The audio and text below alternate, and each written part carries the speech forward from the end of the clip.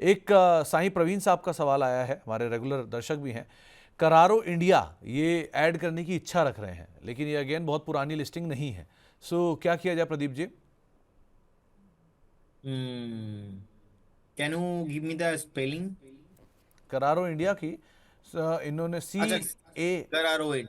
Okay okay हाँ okay जी, okay okay, new listed CARROR। Company है। हाँ, इसको भी सर मुझे लगता है कि एक स्ट्रिक्टली स्टॉप लॉस आप मेंटेन कीजिए। 492 के आसपास स्टॉक आईपीओ दिन जब ही आया था, उसके बाद हमने एक बार दो बार देखा था, उसके बाद से हमारे कवरेज में नहीं है, स्टैंडर्ड डिस्क्लेमर।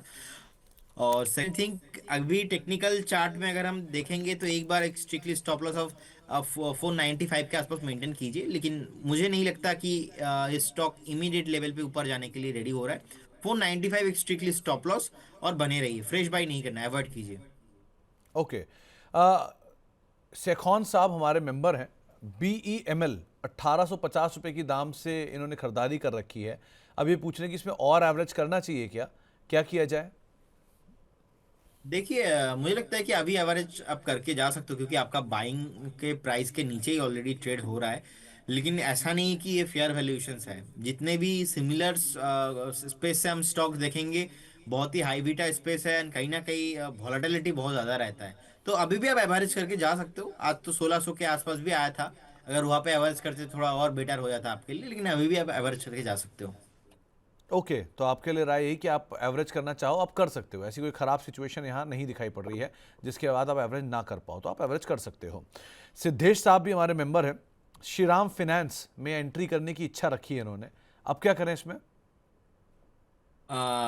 मुझे लगता है कि डेफिनेटली अच्छा खासा चार्ट है, बने रहने का सलाह होगा। अगर किसी के पास है तो बने रहिए। मैं देखता हूँ स्टॉक 940 950 जाने के लिए रेडी हो रहा है। तो 940 950 के आसपास जाने की तैयारी कर रहा है। सो आप अगर चाहें तो आप एवरेज वहाँ पर कर सकते हैं। इसके अलावा अपोलो में बाय करने को कहा है आपने 278 पे, संध्या जी पूछ रही हैं। अपोलो माइक्रो अब 240 है, अब क्या करना चाहिए इन्हें? देखिए, 236 से 240 स्ट्रिक्टली स्टॉप लॉस है। हमने ऐसा बताया था लास्ट वीक, विवेक सर के साथ शो भी हो रहा था। एक स्टैगर मनार पे कभी भी 255 से लेके 270 इस रेंज पे अगर आता है तो आप बाय कीजिए। लेकिन उस केस में 240 एक स्ट्रिक्टली स्टॉप लॉस होगा। अगर 236 240, ये जो 3 4 रुपए का डिफरेंस, अगर इसके ऊपर क्लोजिंग नहीं होता, सस्टेन नहीं होता, तो ये खराब हो जाएगा। तो आपको ये भी बताया गया था, तो आप स्ट्रिक्टली मेंटेन कीजिए स्टॉप लॉस। तो आपको एक राय दी गई है, आप अपोलो माइक्रो में उसके हिसाब से अपनी रणनीति बना सकते हैं, लेकिन एक क्रूशल रेंज के आसपास ही है ये। आइनॉक्स विंड सानू साहब के पास है 147 रुपए के दाम पे, 197 शेयर हैं। अब इसमें क्या करना चाहिए? देखिए, एक स्ट्रिक्टली स्टॉप लॉस मेंटेन किया जाएगा 107 के 108 के आसपास। और बने रहिए। अगर किसी के पास है, फ्रेश बाई रिकमेंडेशन नहीं रहेगा। तो आपके लिए फ्रेश बाय रिकमेंडेशन नहीं है, लेकिन हाँ, आप नई खरीदारी यहाँ मत करिए, बने रहने की राय आपको यहाँ पर दी गई है। अपनी एग्जिस्टिंग पोजीशंस के साथ आप यहाँ पर जरूर बने रह सकते हैं। मिंडा कॉप अजय जी के पास है और इन्होंने 583 रुपए के दाम पे इसमें खरीदारी कर रखी है। अब यहाँ क्या किया जाए? देखिए, मिंडा कॉप में मुझे लगता है कि बने रहने का सलाह होगा। अभी मोटा मोटा एक लो लगाया था रिसेंटली, ऑलमोस्ट 560 के नीचे, ऑलमोस्ट 557.80 557 के अराउंड। वहां पे एक स्ट्रिक्टली स्टॉप लॉस मेंटेन कीजिए, बने रहिए स्टॉक के साथ। तो एक स्टॉप लॉस बताया गया है। आप वहाँ पर स्टॉप लॉस मेंटेन करके पोजीशंस के अंदर बने रह सकते हैं। अच्छी कंपनी है, खराब कंपनी नहीं है। It is just a matter of time. Transformer and rectifier Mohan Sharma साहब पूछ रहे हैं टैरिल, इसके अंदर क्या करें? ये भी एक सडन क्रैश हुआ था स्टॉक। सो ये सडन क्रैश वाली स्थिति में क्या क्या करना चाहिए इसमें? रेडी रहिए। 285 290 इस रेंज पे आपको एग्जिट करने का सलाह रहेगा। सेल ऑन राइस व्यू है। तो सेल ऑन राइज का एक रणनीति रखिएगा। आपको जो लेवल बताए हैं प्रदीप सर ने, उसके आसपास कहीं भी मिले, आप वहाँ पर बिकवाली करके चलिएगा। स्टॉक के अंदर नई खरीदारी मत करिएगा। टेक्समैको रेल कल लिया था 117 रुपए के दाम पे, 6000 शेयर। अब वो टारगेट और स्टॉप लॉस पूछ रहे हैं, क्या किया जाए? देखिए, अगर आपने कल लिया है 117 के आसपास और 6000 क्वांटिटी, तो मैं बोलूंगा आज आपके लिए एक स्टॉप लॉस। एक्चुअली मैं बोलूंगा, इसमें जिस तरीके से थोड़ा बहुत मोमेंटम आ रहा है, आपको आज का डे लो ही एक बार मेंटेन करना पड़ेगा, या तो आपका बाइंग प्राइस में ही आप एक बार स्टॉप लॉस मेंटेन कीजिए। तो फिर जाके थोड़ा ज्यादा आप मुनाफा ले सकते हो 134 135 तक। लेकिन एक चीज ध्यान में रखिए, पर्टिकुलर ओवरऑल सेक्टर परफॉर्मेंस नहीं किया है। और अगर आपका व्यू शॉर्ट टर्म है, मैं बोलूंगा 129 130 के आसपास कभी भी आता है, आपको प्रॉफिट बुक करने का सलाह रहेगा, क्योंकि ज्यादा ओवर एक्सपेक्टेशन मैं ओवरऑल इस सेक्टर से नहीं कर रहा हूँ। अगर आपका लॉन्ग टर्म व्यू है, बने रहिए। आपका जो स्टॉप बाइंग प्राइस है कॉस्ट टू कॉस्ट, वहां पे एक स्टॉप लॉस मेंटेन कीजिए। लेकिन शॉर्ट टर्म व्यू के लिए 129 130 के आसपास का एक टारगेट, वहां पे आपको प्रॉफिट बुक करना है। Okay. Tata motor passenger vehicle 27% loss है रेनू सिंघल जी को, और ऑब्वियसली बात है काफ़ी समय से अंडर परफॉर्मर भी है, क्या करें इसमें? देखिए, मुझे लगता है कि अगर किसी के पास है तो already I think this stock we covered today. तो 346 के आसपास का प्राइस चल रहा है। एक बार स्टॉप लॉस 325 में मेंटेन कीजिए, बने रहने का सलाह होगा। Fresh entry not allowed. हाँ, तो आप फ्रेश एंट्री अभी ना करें, लेकिन हाँ एग्जिस्टिंग पोजीशन है तो आप बने रहिए, ऐसी कोई दिक्कत नहीं है स्टॉक के साथ। फ्रेश एंट्री आप मत करिएगा। अनिकेत साहब के पास रिलायंस पावर है, इन्होंने 16 रुपए के दाम पे लिया था और सोचा था कि बच्चों को गिफ्ट दूंगा। क्या इतना लॉन्ग टर्म रुकना सही होगा? देखिए, नाम के आगे तो रिलायंस है, लेकिन भाई भी दो भाई है। एक है मुकेश अंबानी, एक है अनिल अंबानी। सो आपको पता ही है दोनों साइड का स्टोरी। सो हमें लगता है कि सर कहीं ना कहीं एक स्ट्रिक्टली स्टॉप लॉस मेंटेन करने का मैं सलाह दूंगा 32.50 के आसपास। और फ्रेश बाय किसी को नहीं करना है, और आपने 16 पे खरीदा है, 32 में ही स्टॉप लॉस मेंटेन कीजिए।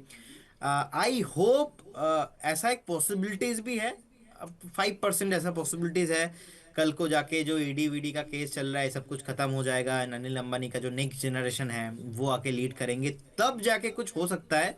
बाकी अगर पावर में रहना है आपको, टाटा पावर में रहिए, आप अदानी पावर में रहिए। रिलायंस पावर में रहने का कोई मतलब अभी तो नहीं है। मेरे को लगता है कि स्ट्रिक्टली स्टॉप लॉस आप मेंटेन कीजिए। रिसेंटली एक उछाल भी आया था 62 63 के आसपास, उसके बाद लगातार स्टॉक का पिटाई हो रहा है, यहाँ पे नीचे आ रहा है। तो कहीं ना कहीं एक स्ट्रिक्टली स्टॉप लॉस मैं इसलिए दे रहा हूँ क्योंकि मैं नहीं चाहता आपका नुकसान हो जाए, अगेन आपका बाइंग प्राइस पे आ जाए। और कहीं ना कहीं कंप्लायंस एंड लीगल इश्यूज के अंदर अभी भी ओवरऑल एक ग्रुप है। सो फ्रेश बाइंग अलाउड नहीं रहेगा। स्टॉप लॉस मेंटेन कीजिए, बने रहिए। तो सर इतना ही कहूँगा अनिकेत साहब, आप अगर अपने बच्चों के लिए कुछ भी देना चाहते हैं तो आपको कुछ नहीं समझ में आता, आप एक म्यूचुअल फंड की एसआईपी शुरू करके छोड़ दीजिए। Large cap, mid cap, flexi cap, जो भी आपको अच्छा लगे उसके हिसाब से कर लीजिए।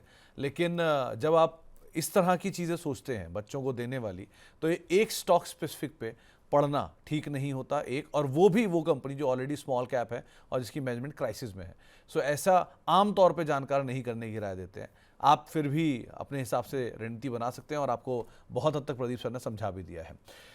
संजय सोनी साहब के पास डॉक्टर रेड्डी के शेयर हैं 1288 रुपए के दाम पर, और पूछ रहे हैं कि 1 साल हो गया ये चला नहीं, अब क्या यहां से निकलकर बीएससी में शिफ्ट होना सही रहेगा या नहीं?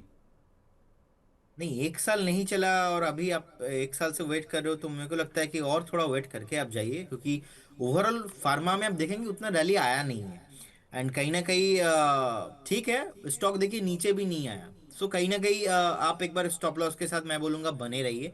1185 विल बी स्टॉप लॉस, बने रहने का सलाह होगा। स्टॉक अगर जिस दिन ये 1320 25 क्रॉस करेगा ना, स्टॉक फिर से आपको 1550 तक भी आते हुए दिखाई देंगे। तो as a safe bet, as a long term bet, mid term bet, आप बने रहिए स्टॉक के साथ, बेचिए मत। और बीएससी अगर आप लेना चाहते हो, सो मेरे को लगता है कि बीएससी लेने का टाइम चला गया है। 2100 2200 के आसपास अच्छा खासा प्राइस था बीएससी। तो अभी तो मैं इस जोन पे नहीं लूंगा, मैं अभी वेट करूंगा। कभी भी 2450 2500 के आसपास आता है, या तो 2600, एटलीस्ट मेरे को नीचे लेना है। मेरे को मोटा मोटा ऐसा नहीं कि अभी ले लूंगा और फंस जाऊंगा, ऐसा नहीं करना है। शॉर्ट टाइम में चल गया था, स्टॉक था 2900 में, आया था 2000 में, फिर से 2000 से फिर से 2800 2900 तक आया। तो ऐसा हम एक्सपेक्टेशन फिर से लगा सकते हैं कि फिर से एक बार स्टॉक आपको 2550 2500 के आसपास तो मिलेंगे। स्टैगर मैनर पे धीरे धीरे बाई करना स्टार्ट कीजिए। आपको बेचना कब है? बेचना अभी बिल्कुल नहीं, बेचेंगे तो एक बार 3300 के ऊपर 3500 के ऊपर। और बीएससी स्टॉक बहुत बढ़िया है, मोनोपोली है, एनएससी का भी लिस्टिंग नहीं हुआ। एटलीस्ट जब तक एनएससी का लिस्टिंग नहीं होता है ना, तब तक आपको रियल वैल्यू आप आइडेंटिफाई नहीं कर पाएंगे। या तो वो दोनों के अंदर वो कंपटीशन, वो कॉम्पिटिटर वाला चीज नहीं हो पा रहा है। तो होल्ड करने का सलाह है जिनके पास है। बाकी फ्रेश बाई 2550 2600 के जोन पे करना है। तो आपको एक राय वहाँ पर दी गई है। एक सवाल आया है स्ट्राइकर साहब की तरफ से फिजिक्स वाला बाय कर सकते हैं क्या? आईपीओ बेस बन गया है इसका। और दूसरा रेडिंगटन और जुआरी यहाँ पर बाय करा जाए क्या? देखिए, मुझे लगता है कि फिजिक्स वाला एक बहुत ही आईपीओ के बाद एक अच्छा खासा वैल्यू जोन पे आया था। 125 126, और हमने बताया भी था आईपीओ के टाइम पे, अगर कभी भी 120 125 इस रेंज पे आता है आपको एक्यूमुलेशन करना चाहिए, तो वहाँ पे फिर से एक मोमेंटम देखने को मिल रहा है। अभी स्टॉक रैली करेगा ना 155 इसके ऊपर क्लोजिंग पे। और ऐसे न्यू स्टॉक्स में अगर आप जुड़ना चाहते हो, आना चाहते हो, तो व्यू शॉर्ट टर्म नहीं होना चाहिए। एज अ व्यू आपको 1.5 2 साल तक रखना है। तो एज ऑफ टुडे अगर किसी के पास है, आप 115 के आसपास का एक स्टॉप लॉस मेंटेन कीजिए, बने रहिए। और 150 और 155 क्रॉस होने के बाद आपको 180 190 200 भी आते हुए दिखाई देंगे। जी।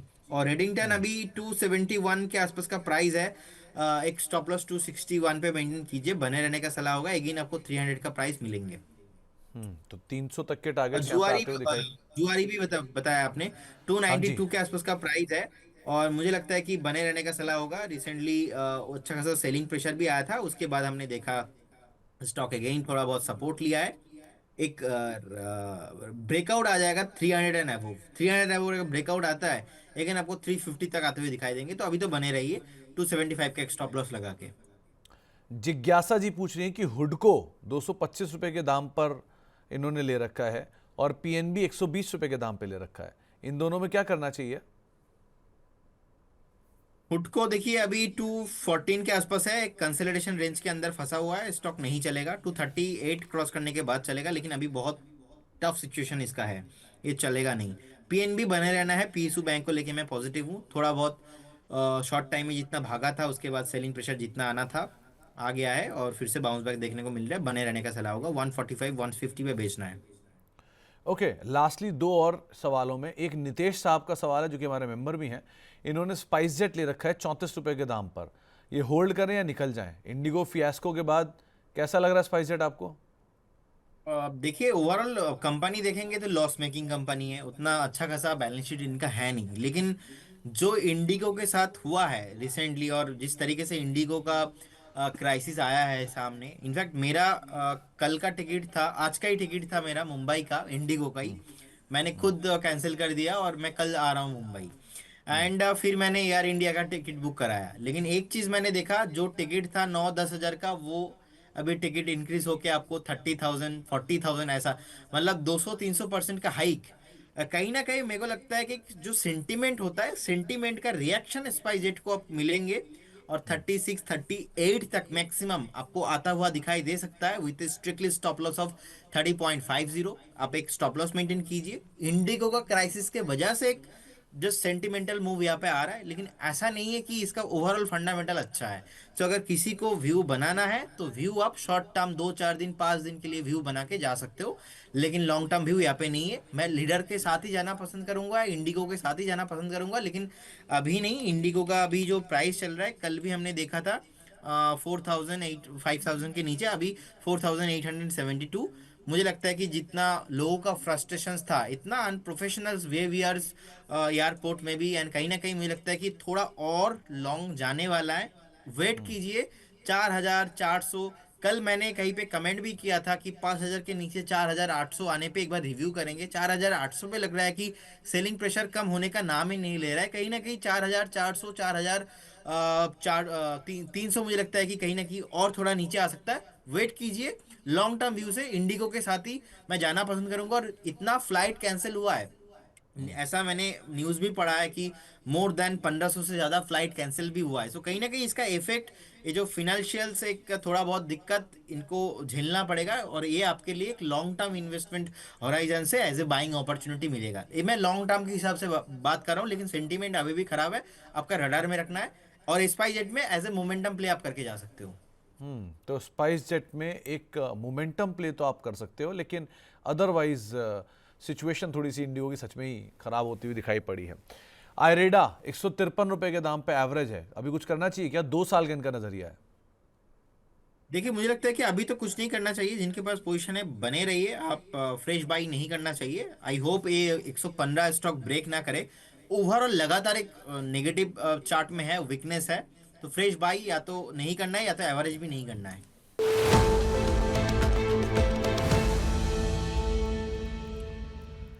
काफ़ी देर से अवेट आपने करवाया है आज इंडिविजुअल कॉल को लेकर, तो प्रदीप सर कौन सी कॉल आपने चुनी? देखिए एक कंपनी है, कंपनी का नाम रहेगा आयशर मोटर्स।